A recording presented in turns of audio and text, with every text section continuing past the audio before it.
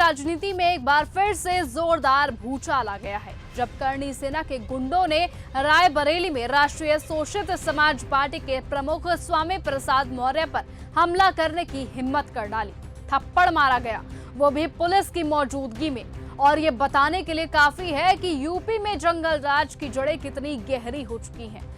स्वामी प्रसाद मौर्य के साथ इस कायराना हरकत के बाद चौंकाने वाली बात तो ये रही कि उनके तथाकथित राजनीतिक साथी या सहयोगी इस हमले पर पूरी तरह से खामोश रहे।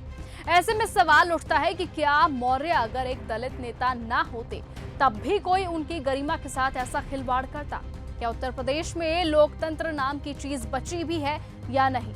जवाब में खुद चंद्रशेखर आजाद सामने आते हैं और ये साफ शब्दों में कहते हैं कि इस हमले ने लोकतांत्रिक मर्यादाओं की हत्या कर दी है। उन्होंने करणी सेना के हमलावरों को गुंडा बताते हुए कहा कि विचारों का जवाब हिंसा नहीं, संवाद होना चाहिए।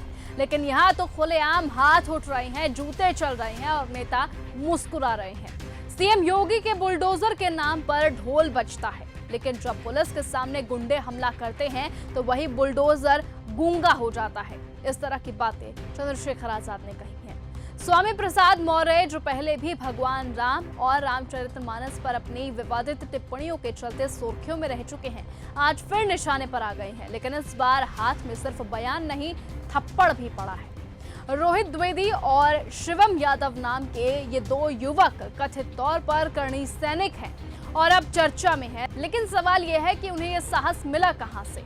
और जब हमला करने के बाद ये खुद को बचाने के लिए पुलिस के पास दौड़े, तो क्या ये साबित नहीं करता कि यह हमला एक सोची समझी साजिश का हिस्सा था?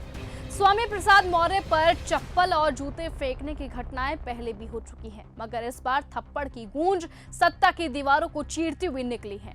और अब जब चंद्रशेखर आजाद जैसे नेता खुलकर समर्थन में उतरे हैं, तो ये साफ है कि यूपी की राजनीति अब निर्णायक टकराव की ओर बढ़ती जा रही है। आर पार की लड़ाई अब तय है, क्योंकि चंद्रशेखर आजाद ने सीधे योगी सरकार की ओर मोर्चा खोल दिया है। इसलिए अब ये देखना होगा कि क्या योगी सरकार चंद्रशेखर आजाद के साथ आती है, क्या उनकी मांगों को सुनती है, क्या उनके जिस तरीके से उनकी ओर से उठाए गए सवाल है, उनके सवालों का जवाब योगी सरकार देती है। क्या सीएम योगी चंद्रशेखर आजाद के साथ मिलकर स्वामी प्रसाद मौर्य को न्याय दिलवा पाते हैं? उनके साथ जिस तरह की घटना हुई है, क्या उस घटना का बदला सीएम योगी आदित्यनाथ और चंद्रशेखर आजाद मिलकर ले पाते हैं? ये आने वाला वक्त बताएगा। लेकिन फिलहाल आज की इस खबर में सिर्फ इतना ही। देश और दुनिया की तमाम बाकी खबरों से ऐसे ही जुड़े रहने के लिए आप बने रहिए और ऐसे ही देखते रहिए न्यूज गंगा। साथ ही कमेंट सेक्शन में लिखना ना भूलें कि आखिरकार आप क्या चाहते हैं कि इस तरह के गुंडों पर किस तरह की कार्रवाई करी जाए। अपनी राय लिखना ना भूलें। नमस्कार। ऐसी ही खबरों को सुनने और देखने के लिए सब्सक्राइब करना बिल्कुल मत भूलिएगा चैनल न्यूज गंगा।